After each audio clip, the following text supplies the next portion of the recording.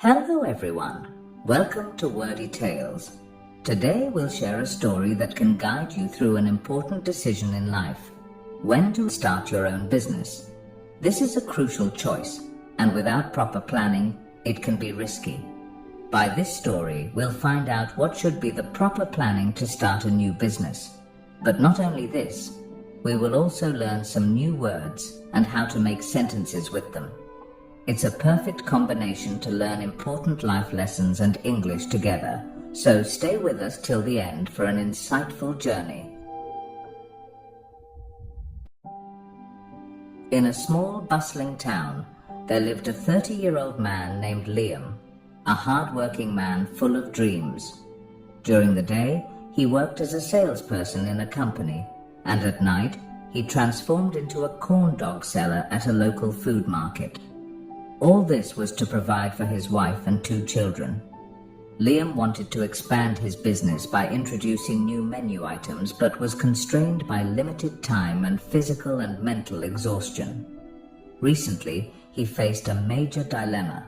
His demanding office job was causing him a lot of stress, and the thought of resigning to focus on his business started to take root. However, he feared that the income from his business might not be enough to support his family. One Sunday, using his day off, Liam decided to take his family on a trip to the countryside to visit his elderly parents.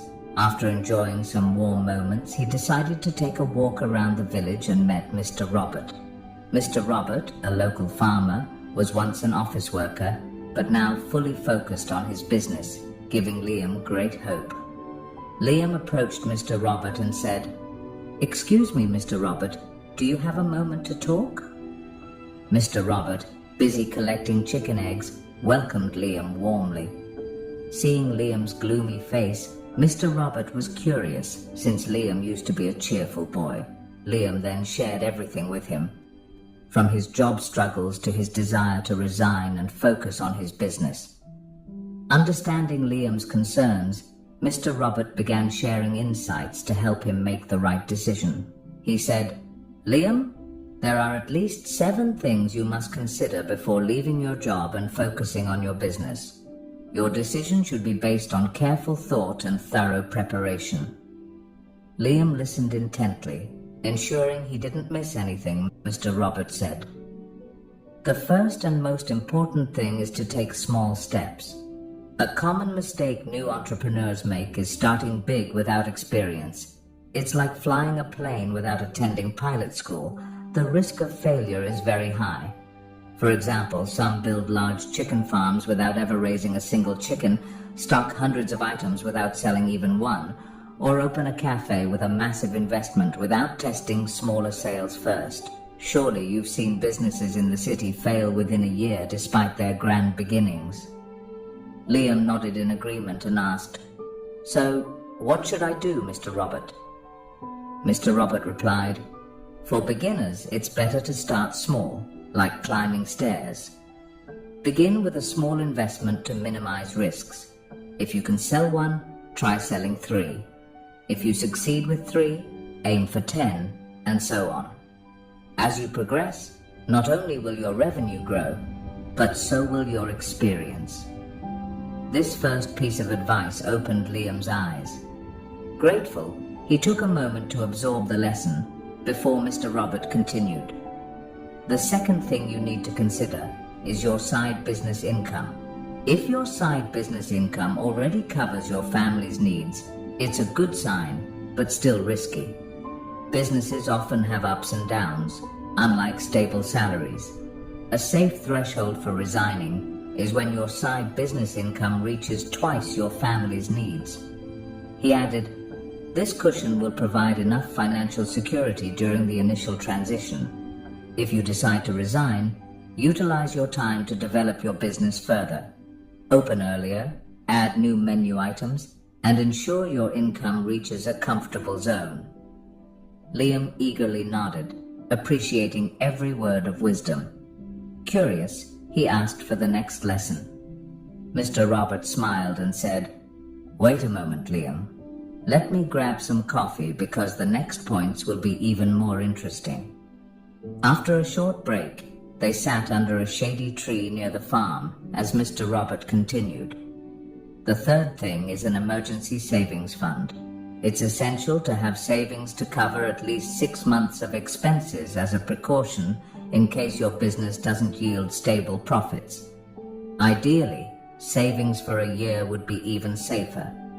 This fund acts as a safety net, allowing you to focus on your business without worry. The fourth consideration is your ability to manage the business. It's not just about having great recipes, Liam. You also need to learn how to market effectively, set optimal hours, and more. You can learn from social media or others' experiences. Ensure you're prepared and not just trying your luck.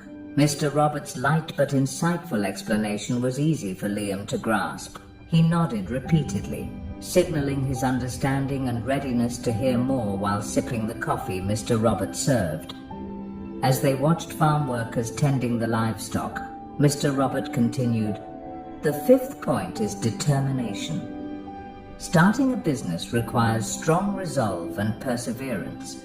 You must be ready to face challenges like fierce competition, fluctuating sales, and operational hurdles. The sixth is the stability of your side business.